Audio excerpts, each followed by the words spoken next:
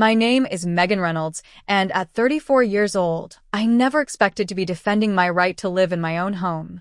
For 3 years, I've lived in my grandmother Eleanor's beautiful Victorian house, a place filled with warm memories and family history. My relationship with my sister Ashley has always been strained, but nothing prepared me for her storming into my kitchen last week, demanding I vacate what she called her inheritance. Little did she know, Grandma Eleanor had made other arrangements before she passed. Before I tell you how my sister nearly flipped the dining table when she learned the truth, let me know where you're watching from, and don't forget to subscribe to hear more family drama stories like mine. Growing up as the middle child in the Reynolds family wasn't easy. Our household in suburban Minneapolis consisted of 5 people with distinctly different personalities. Ashley, my older sister by 4 years, was always the perfect child in everyone's eyes. She got straight A's, became homecoming queen, and knew exactly how to charm our parents into giving her whatever she wanted. My younger brother Tim, just 2 years my junior, naturally fell into the role of peacemaker, always trying to smooth things over whenever tensions rose in our household. Then there was me, stuck in the middle, never quite measuring up to Ashley's achievements, but never needing the protection my parents often gave Tim as the baby of the family. While everyone had their defined roles, I found my place with Grandma Eleanor. From as early as I can remember, we shared a special bond. She lived just 3 blocks away in a stunning Victorian house that had been in our family for generations. That house became my sanctuary. "You and I are cut from the same cloth, Megan," Grandma would say as we baked cookies in her spacious kitchen with its worn wooden countertops. "We see the world differently than the others." When I was 14, my parents' marriage imploded in a spectacularly messy divorce. My father had been having an affair with his administrative assistant, so cliché, it would have been funny if it hadn't been so painful. Mom spiraled into depression and anger, often taking her frustrations out on us kids. Ashley coped by becoming even more perfect and controlled. Tim withdrew into video games, and I spent every possible moment at Grandma Eleanor's house. The divorce fractured our family in ways that never fully healed. Dad moved across the country with his new wife, sending birthday cards with checks, but rarely visiting. Mom threw herself into work and dating, cycling through boyfriends who never quite measured up to the fantasy she was chasing. While my siblings and I took different paths into adulthood, the patterns established in our childhood continued. Ashley married Richard, a successful financial advisor, right after graduating from business school. They bought a McMansion in the most exclusive suburb, had twins named Madison and Mason, and Ashley built a thriving career as a high-end realtor. Every Christmas card showed their perfect family in coordinated outfits, standing in front of their perfect house, living their perfect lives. My path wasn't nearly as straight. I majored in art history, which Ashley never failed to mock as studying pretty pictures. After college, I worked at several galleries before taking a risk to open my own small art consultation business. For a while, things were good. I married Jason, who I met at a gallery opening, and we had dreams of traveling the world together, experiencing art and culture firsthand. But life had other plans. My business struggled during the economic downturn, and the financial strain revealed cracks in my marriage that I'd been too busy to notice. Jason started staying out late, becoming increasingly distant until I discovered he'd been unfaithful with multiple women. Our divorce was finalized 3 years ago, leaving me emotionally drained and financially struggling. Throughout all this, Ashley never missed an opportunity to remind me of my failures. "If you'd chosen a real career like I told you to, you wouldn't be in this mess," she said over coffee shortly after my divorce. "Maybe this will finally teach you to be practical." When I had nowhere else to go, it was Grandma Eleanor who offered me shelter. By then, she was 87 and beginning to struggle with living alone in the big Victorian house. "Move in with me," she suggested one evening as we sat on her wraparound porch. "I could use the company, and you need time to rebuild." "It makes perfect sense." Living with Grandma Eleanor was nothing like the pitiful scenario Ashley painted it to be whenever she talked to family members. "Poor Megan, reduced to living with Grandma because she can't support herself," she'd say with fake sympathy. The reality was beautiful. Grandma and I developed a routine that worked for both of us. I took over the cooking, cleaning, and yard work that had become difficult for her. I drove her to doctor's appointments and helped manage her medications. In return, I had a safe place to heal, and more importantly, precious time with the woman who had always understood me best. In the evenings, we'd sit in her study, looking through old photo albums and family records. Grandma knew the history of every room in that house, every piece of furniture, every painting on the walls. "This house has been in our family for 4 generations," she told me one night. "It's seen so much life, so many joys and sorrows." It was during one of these evening talks, about a year after I moved in, that Grandma first brought up the idea that would later cause such chaos. "I've been thinking, Megan," she said, her fingers tracing the outline of the house in an old photograph. "I'd like to sell you this house." I nearly spilled my tea. "Grandma, I can't afford to buy this place. It's worth at least $600,000. She waved her hand dismissively. "Not at market value, obviously. I was thinking more like 200,000. You could pay me monthly, like a mortgage." "But what about inheritance? Everyone assumes the house will be divided among your grandchildren after." I couldn't finish the sentence. "This is my house, and I'll decide what happens to it," she said firmly. "Ashley has her mansion. Tim has his condo in Chicago. You're the only one who truly loves this old place the way I do. The only one who would preserve it rather than sell it for development." Over the next few weeks, we discussed the details. I would make monthly payments to her for the rest of her life, which would supplement her retirement income. After her death, any remaining balance would be forgiven. We involved her lawyer, Mr. Patterson, and a real estate agent to ensure everything was legal and properly documented. "Should we tell the family?" I asked as we signed the papers. Grandma shook her head. "Not yet. Ashley would only try to talk me out of it, and I don't have the energy for her drama. We'll tell everyone when the time is right." For the next 2 years, I worked 2 jobs, my slowly recovering art consultation business during the day and remote customer service work at night, to make the monthly payments to Grandma. Our arrangement remained our secret, a quiet understanding between us as I cared for her through her declining health. I never imagined how explosive the truth would become when it finally came to light. Grandma Eleanor passed away peacefully in her sleep 2 months ago, just a few weeks shy of her 90th birthday. I found her in the morning, looking serene in her 4-poster bed that had belonged to her own grandmother. Despite knowing this day would eventually come, the grief hit me like a physical blow. I sat beside her, holding her cool hand, for nearly an hour before I could bring myself to call anyone. The first person I called was Tim, who promised to fly in from Chicago immediately. Then I called my parents, and finally, with a knot in my stomach, I called Ashley. Her first words after, "I'm so sorry," were, "What did she do with the house?" Not even a moment to process the loss of our grandmother before jumping to inheritance. The guilt about our secret arrangement began to gnaw at me immediately. Should I tell everyone now? Wait until after the funeral?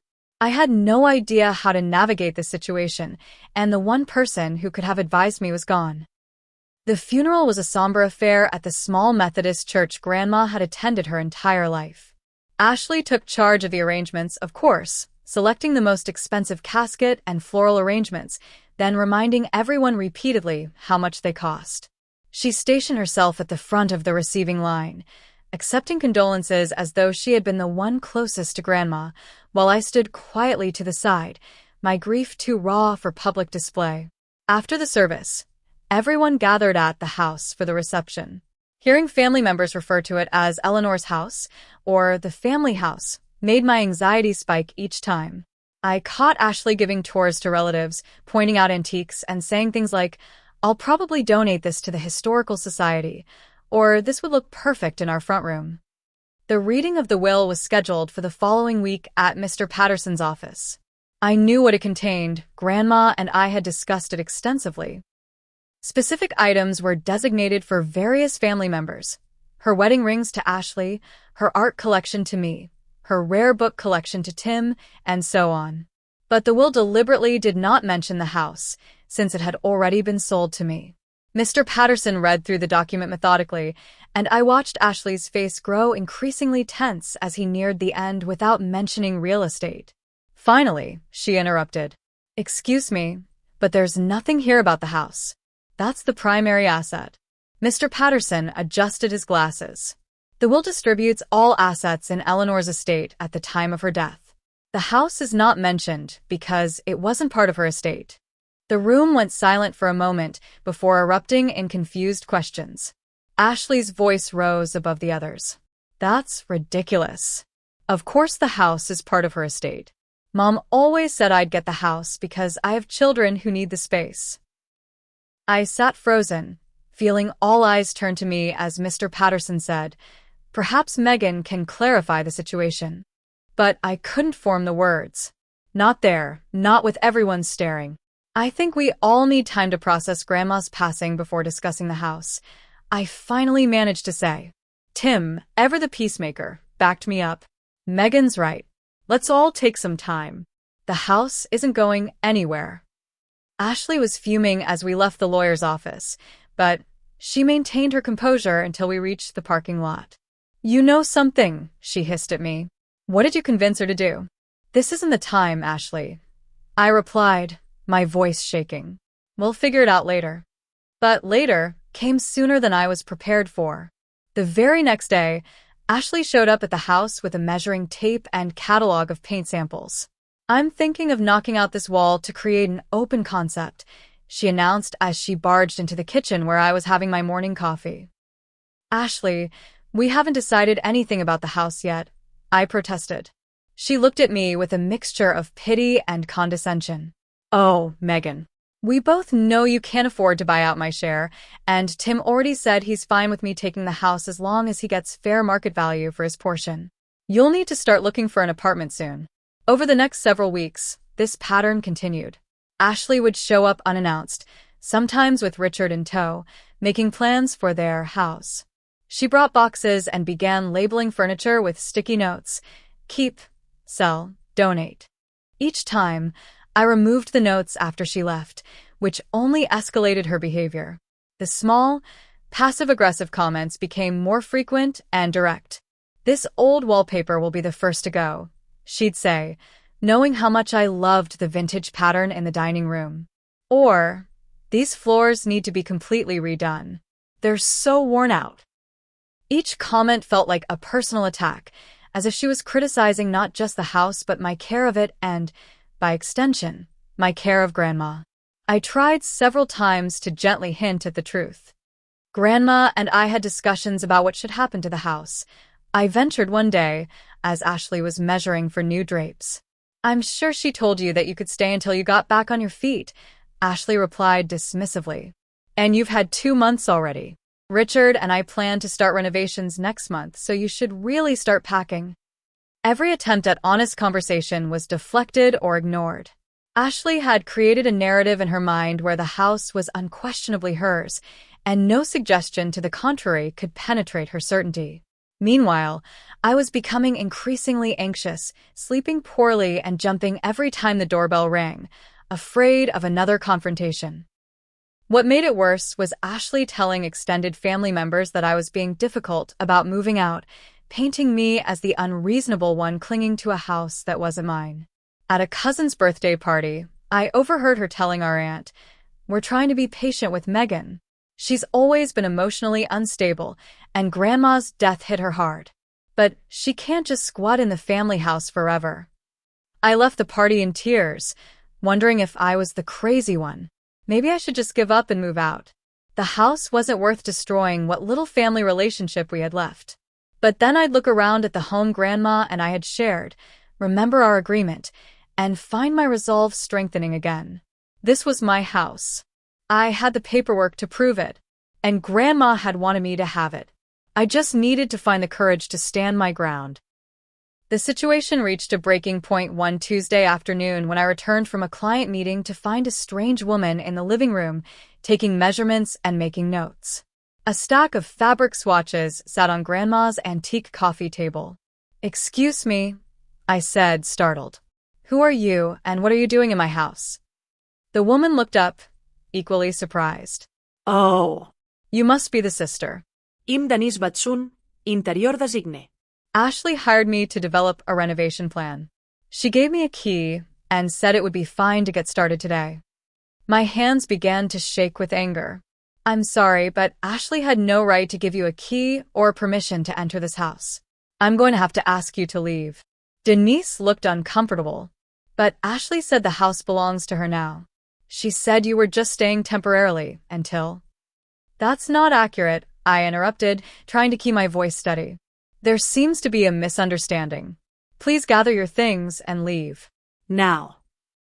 After showing the flustered designer out and changing the locks, I received a blistering phone call from Ashley. How dare you kick my designer out, she screamed. You're acting like a crazy person. You're just a temporary guest in that house, Megan. You need to accept reality and stop making this difficult for everyone. Ashley, we need to talk about the actual ownership of this house. I attempted to explain. Grandma and I... Save it. She cut me off. I'm tired of your delusions. The house is my inheritance. End of story. If you won't be reasonable, Richard, and I will pursue legal options to remove you. The threat of legal action sent me into a panic. The next day, I called Mr. Patterson, Grandma's lawyer, to ask for advice. The documentation for the sale is ironclad, he assured me after reviewing the file.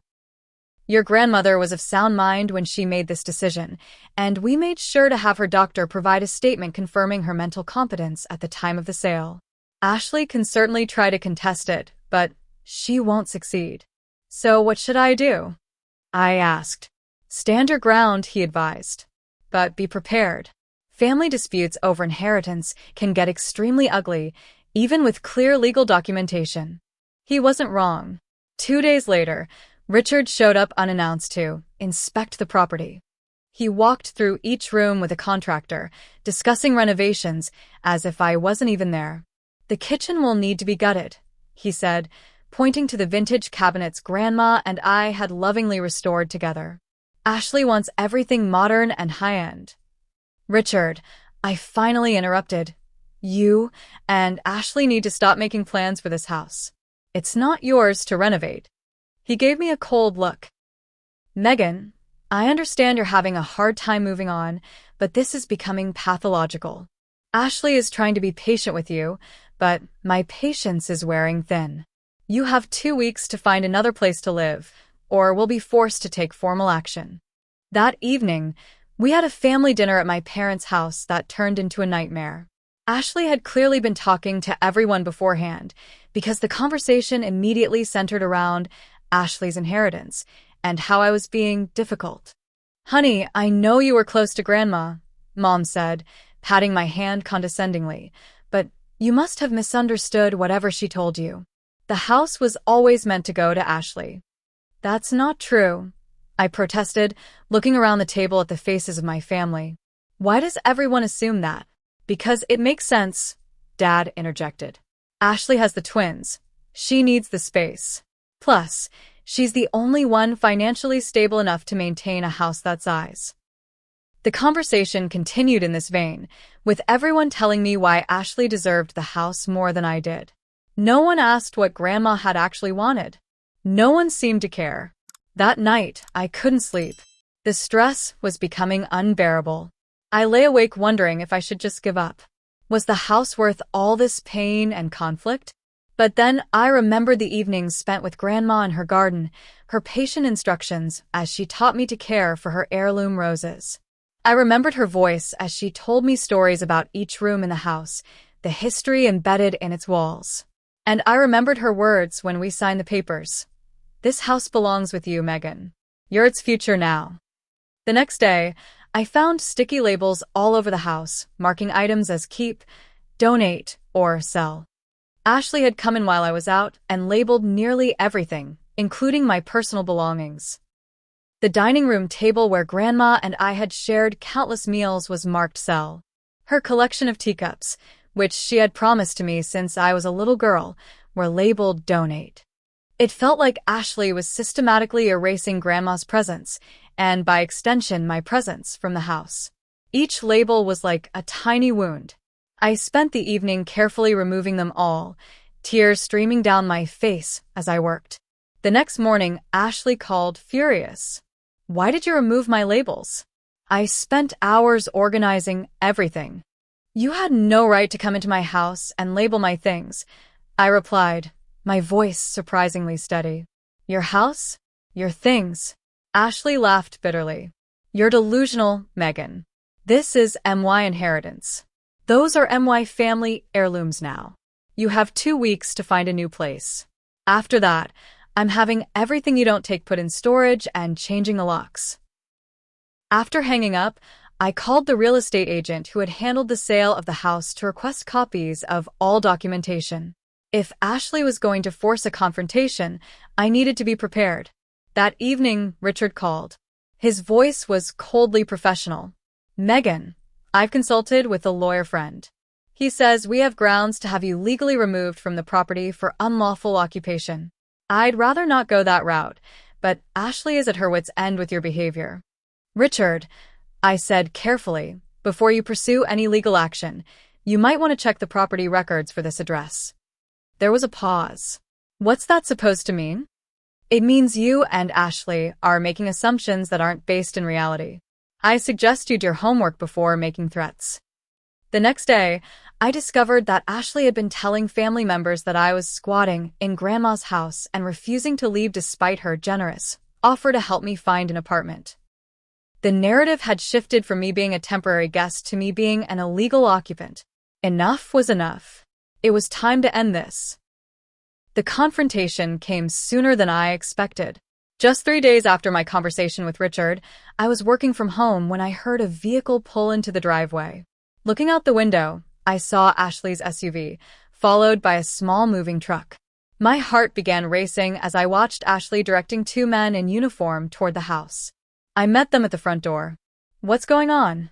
Ashley brushed past me, the men following with flattened cardboard boxes.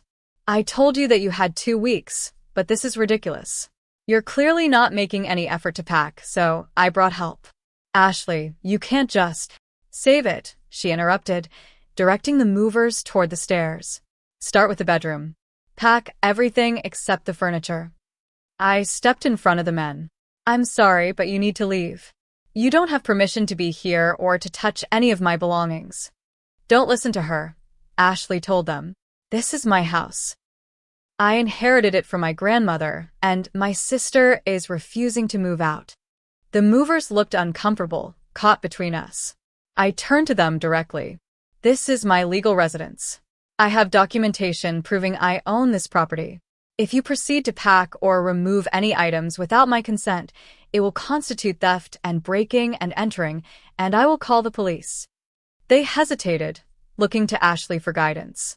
"She's lying," Ashley said, but I could hear the uncertainty creeping into her voice.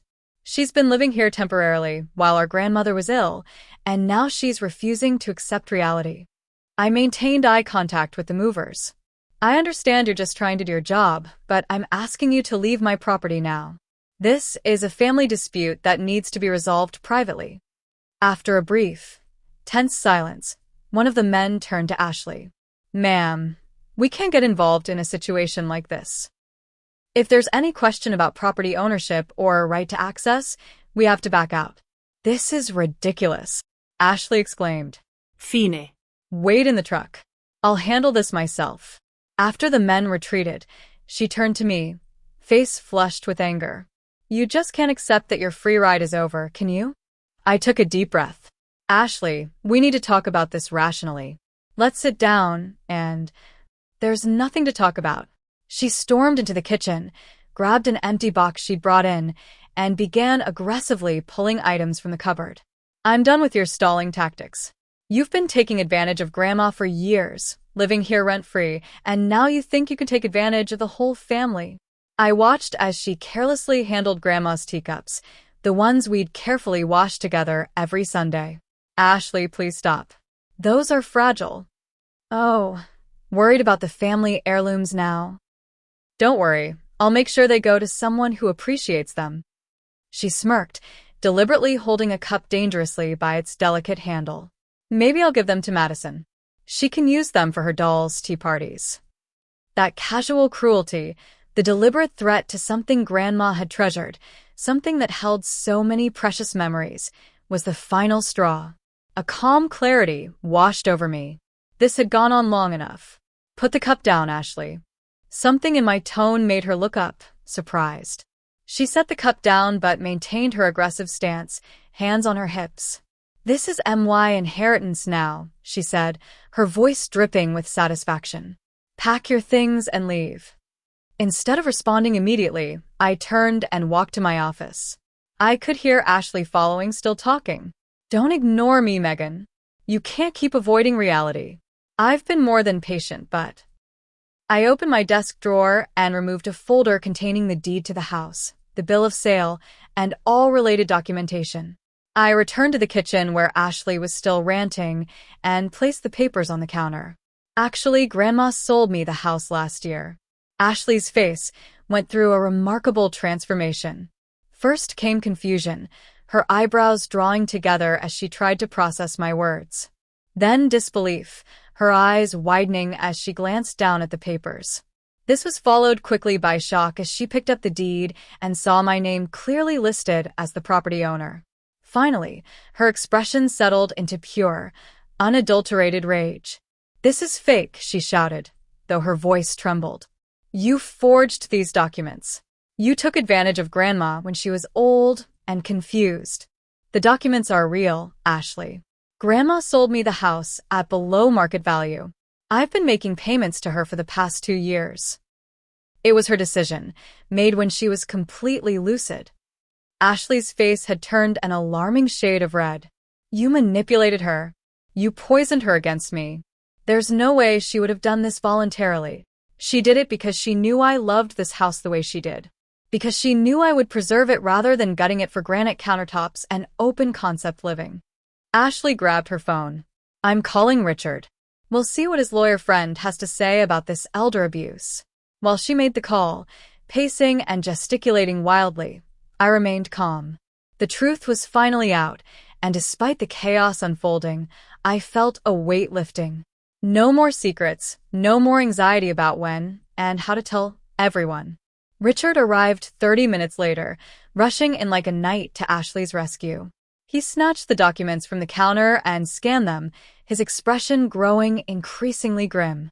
"These appear legitimate," he said reluctantly. "But we'll have them verified, of course. If there's any indication of coercion or manipulation..." "There isn't," I interrupted. "Mr. Patterson handled everything. Grandma had a medical evaluation before the sale specifically to prevent these kinds of accusations." Ashley wasn't ready to accept defeat.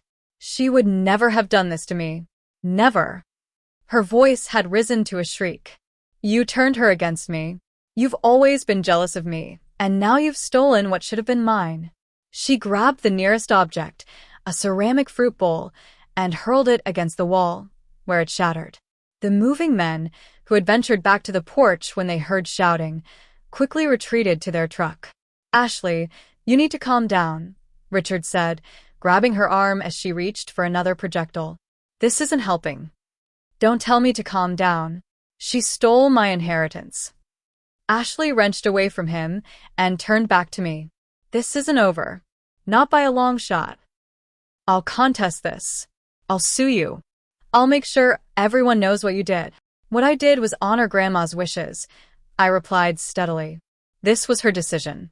She wanted me to have the house because she knew I would cherish it, not tear it apart for a quick renovation." Ashley's laugh was bitter and wild. "Oh, that's rich. Poor little Megan, always the victim, always Grandma's favorite. You've been playing the long con, haven't you?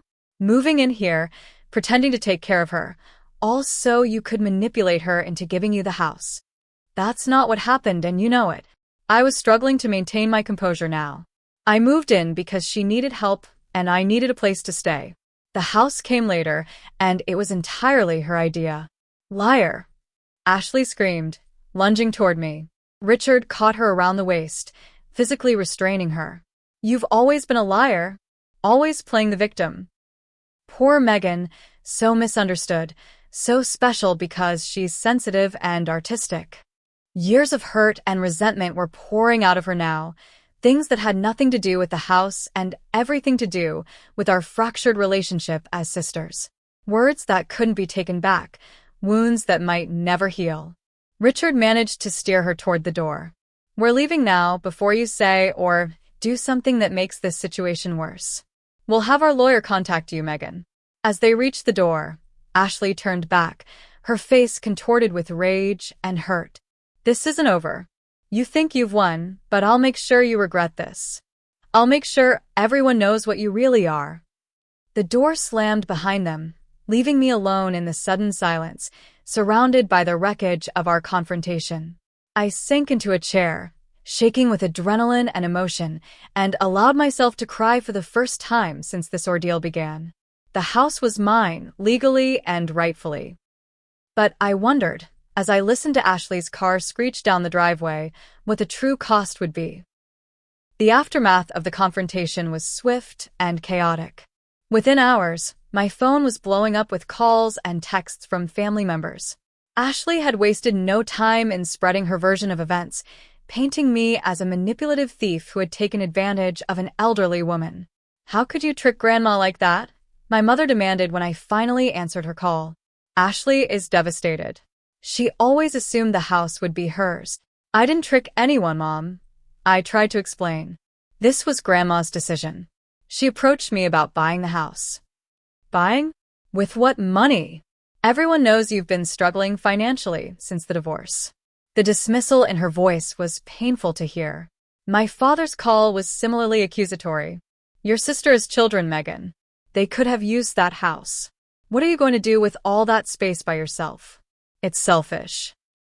No one seemed interested in hearing my side of the story or considering what Grandma might have actually wanted. The narrative had been established. I had somehow manipulated Grandma into giving me the house that rightfully should have gone to Ashley. Tim was the only one who attempted to remain neutral. "I'm not taking sides," he said when he called. "But this situation is a mess. Isn't there some way you two can compromise?" "What kind of compromise would be possible?" I asked. "Ashley wants the house. I own the house. There's no middle ground there. Maybe you could sell it and split the proceeds? Or you could sell your share to Ashley over time." "This isn't about money, Tim. This is about respecting Grandma's wishes. She wanted me to have this house because she knew I would preserve it." The only unexpected support came from Grandma's best friend, Martha. She called me 3 days after the confrontation. "Eleanor told me what she was planning to do with the house," she said.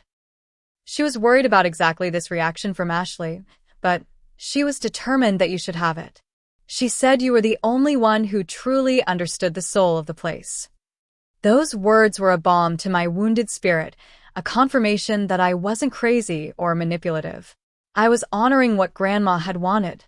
A week after the confrontation, I received a formal letter from Ashley's lawyer claiming that the sale of the house should be invalidated due to undue influence and questioning Grandma Eleanor's mental competence at the time of the transaction. The letter demanded that I vacate the property within 30 days or face legal action.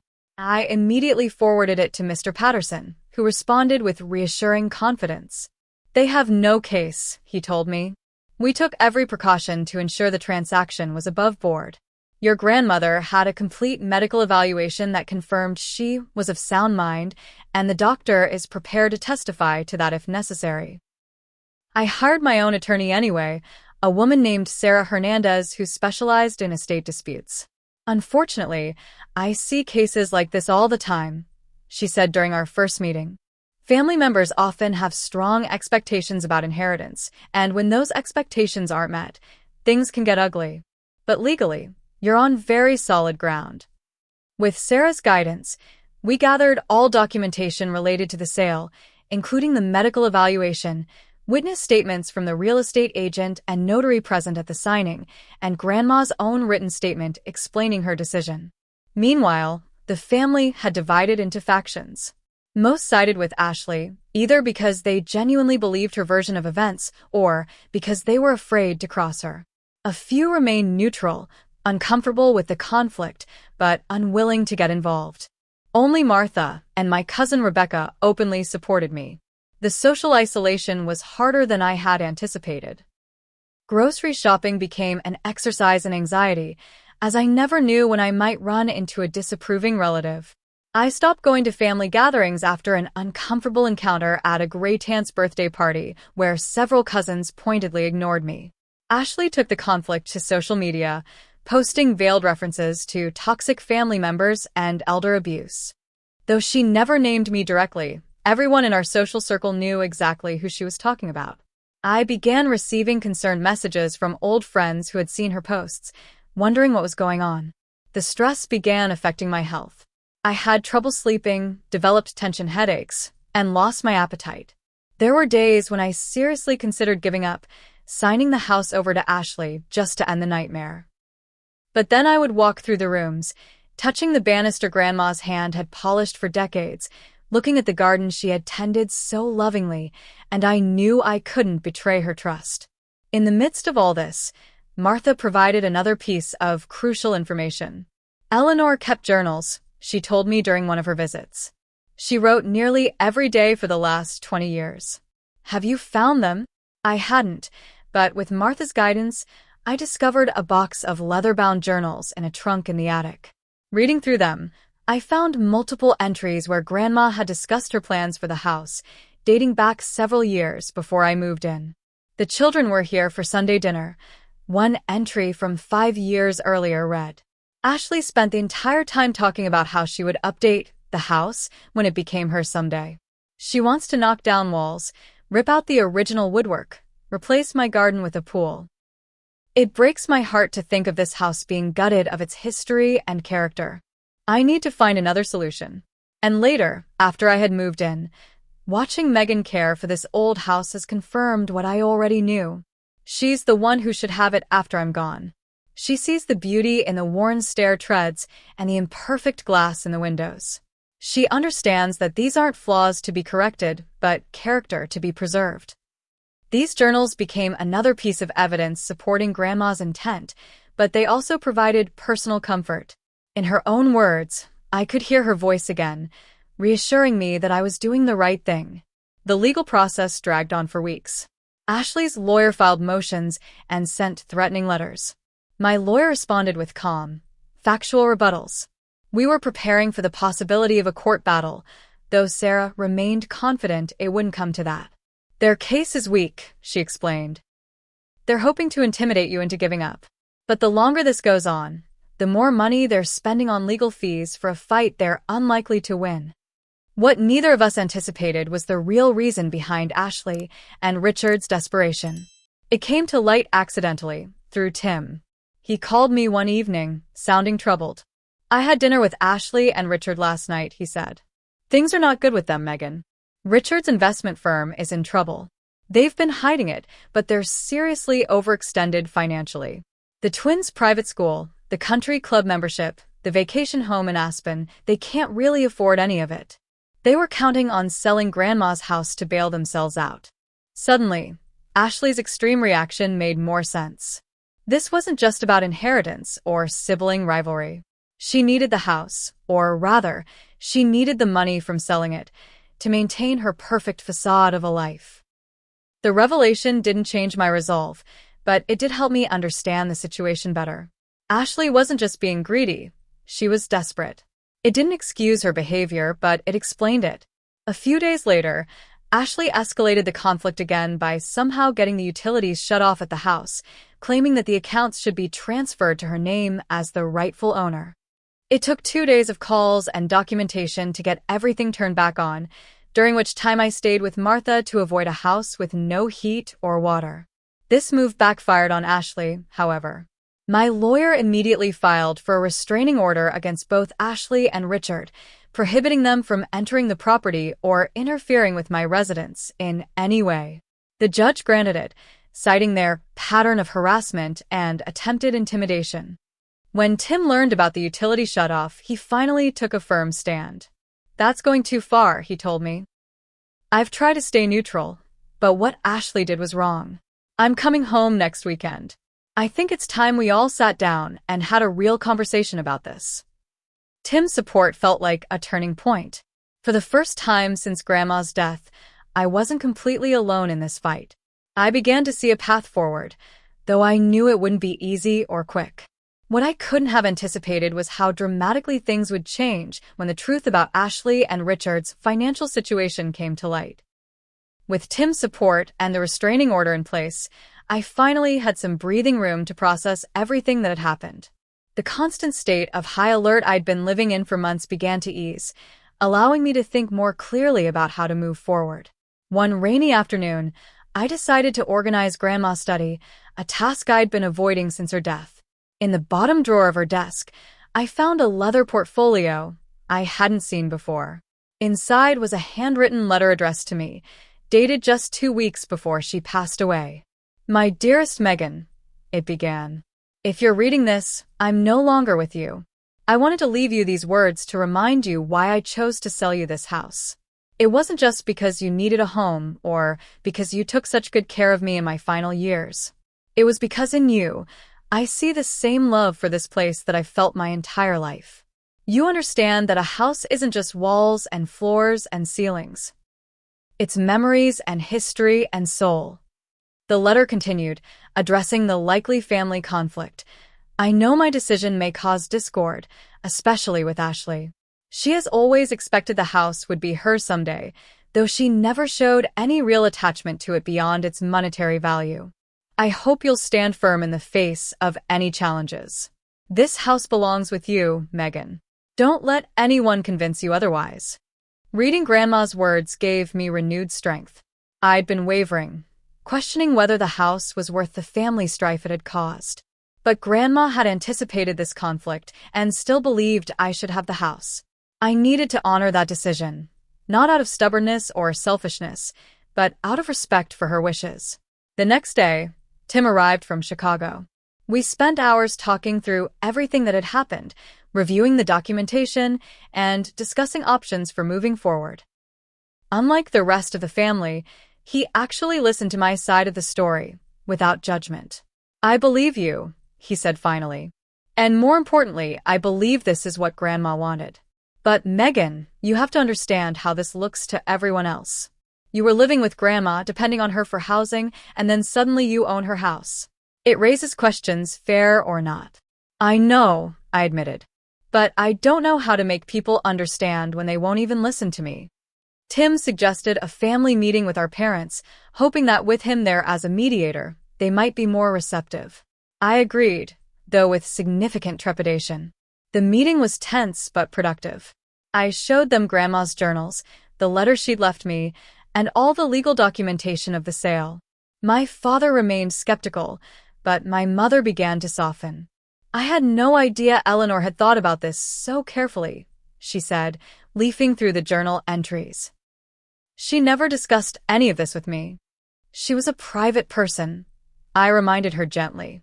"And she knew there would be resistance to her decision." By the end of the evening, while they weren't completely convinced, they at least acknowledged that there might be more to the situation than Ashley had told them. It was progress, however small. Armed with this slight shift in family dynamics and the legal protections now in place, I began to focus on making the house truly my own. For months, I'd been living in a kind of limbo, afraid to make any changes or even fully unpack, as if acknowledging my ownership might somehow jinx it. I started with Grandma's garden, which had been neglected during the chaos of the legal battle. I spent weekends clearing weeds, pruning overgrown shrubs, and planting new flowers. Working with my hands in the soil was therapeutic, a connection to Grandma and a way to process my grief and stress. Inside, I carefully packed away some of Grandma's personal items that were too painful to see daily, but too precious to discard. I rearranged furniture, painted a few rooms, and added touches that reflected my own taste while honoring the house's character.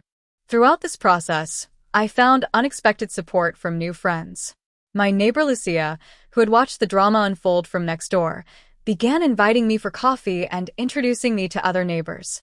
Martha introduced me to her book club, a group of women who welcomed me without judgment or preconceived notions. These new connections helped fill the void left by my fractured family relationships. They reminded me that community could be chosen, not just inherited. For the first time since Grandma's death, I began to feel less alone. Professionally, I also found new direction. The art consultation business I'd been struggling to revive never quite took off, but I discovered a new opportunity. A client whose home I'd helped decorate mentioned that her company was looking for someone to manage their corporate art collection. The position offered stability, benefits, and the chance to use my art background in a new way. I took the job and found that I enjoyed it more than I'd expected. The regular income eased the financial stress that had been a constant companion since my divorce, allowing me to focus on the house without worrying about making ends meet. As I settled into this new chapter of my life, the legal battles began to resolve. Ashley and Richard's lawyer, facing the overwhelming evidence that the house sale was legitimate, advised them to drop their case. The final blow came when Mr. Patterson submitted Grandma's medical evaluation, which conclusively demonstrated her mental competence at the time of the sale. Our lawyer sent a cease and desist letter, warning that if they continued their harassment, we would countersue for legal costs and emotional damages. After weeks of silence, we received a terse message from their lawyer indicating they would no longer pursue the matter. The victory should have felt triumphant, but instead, it felt hollow. I had won the house but lost my sister.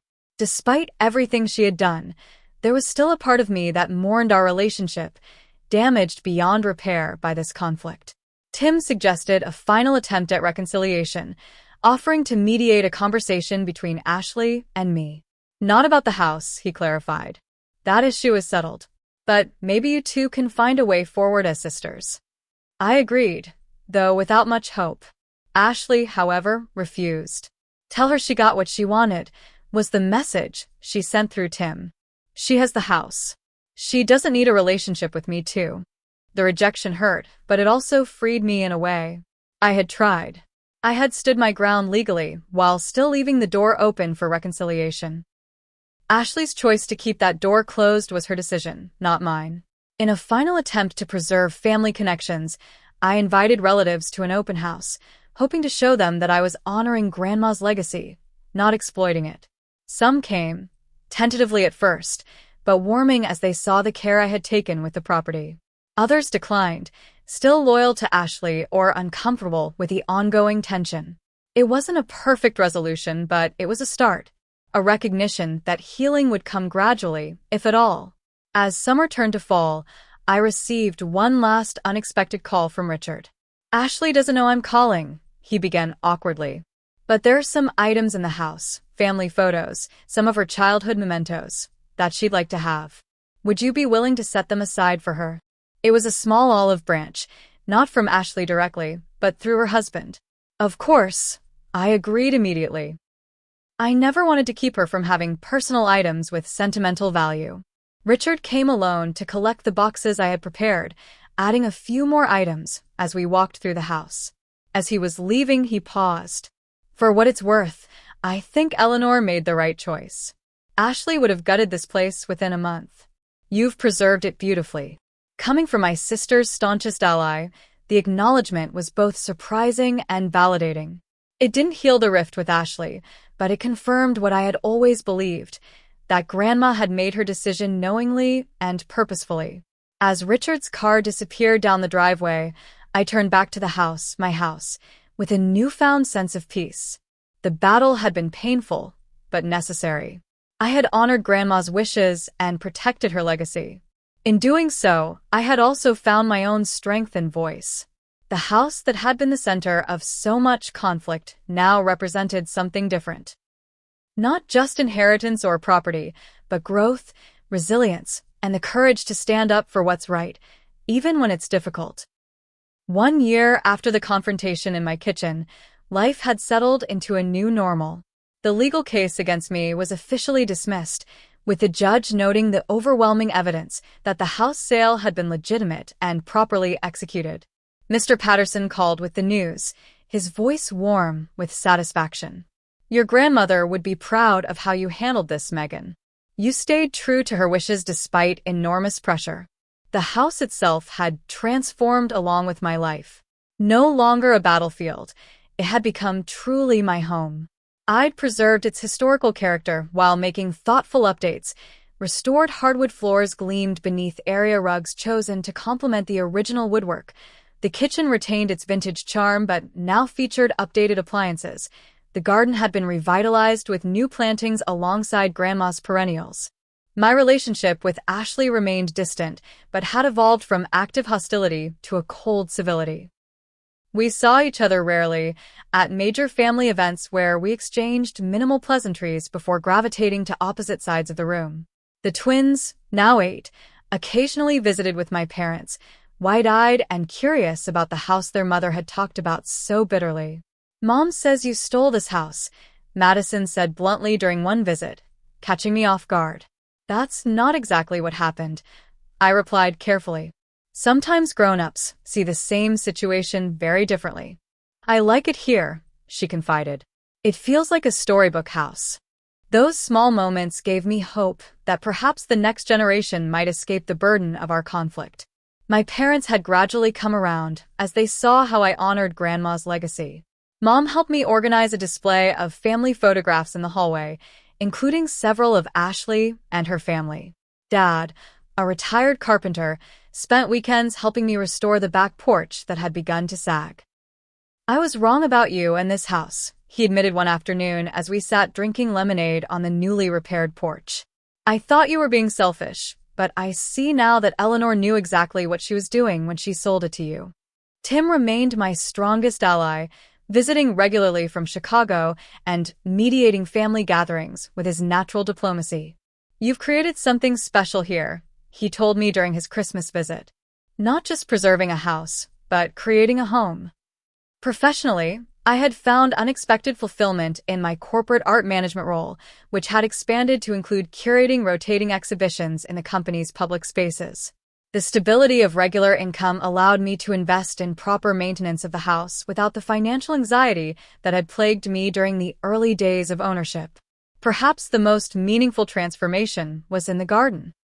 I had created a special section dedicated to Grandma Eleanor, featuring her favorite roses and a small bench where I often sat with my morning coffee. The garden had become a gathering place for new friends. The book club met there monthly during warm weather. Neighbors stopped by to exchange plants and gardening tips. Colleagues came for casual weekend barbecues. Martha, now 92 but still sharp as ever, remained a regular visitor. "Eleanor would be delighted," she said, surveying the garden during one of her visits. "Not just with how you've maintained the place, but with the life you've brought to it." She never wanted it to be a museum. On the anniversary of Grandma's death, I invited family members for a small memorial gathering in the garden. I wasn't sure who would come given the lingering tensions, but was touched when most relatives accepted. Even Ashley agreed to attend, though she arrived late and left early, maintaining her emotional distance.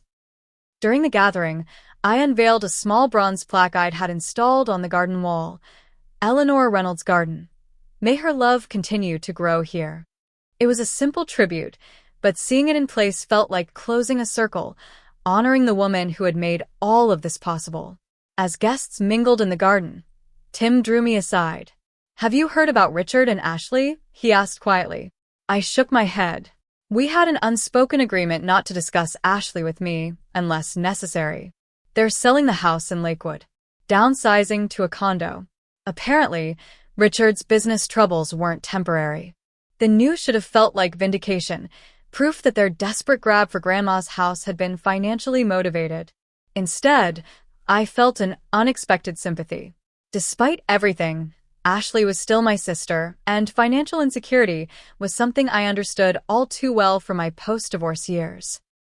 After everyone left, I sat alone on Grandma's bench, reflecting on the tumultuous journey of the past year.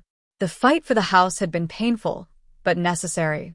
It had taught me lessons about standing up for myself, about the complexity of family relationships, and about the difference between keeping peace and allowing yourself to be used.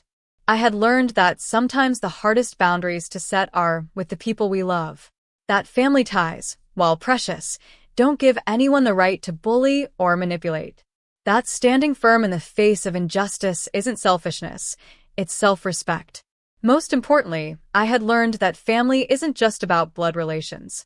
It's about the connections we nurture, the community we build, the legacy we honor.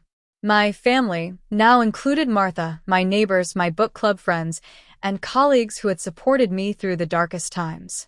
The house itself had been transformed from a battleground to a sanctuary.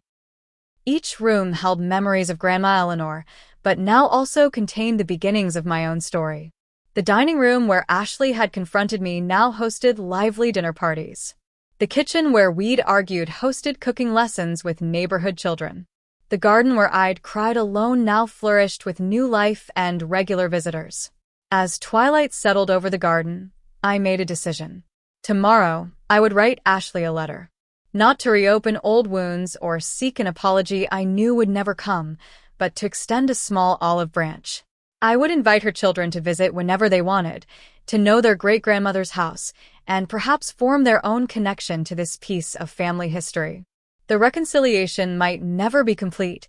Too many harsh words had been exchanged, too many lines crossed, but perhaps we could find a way to coexist as family, however distant. The house that had divided us might someday become neutral ground where new memories could gradually replace the painful ones.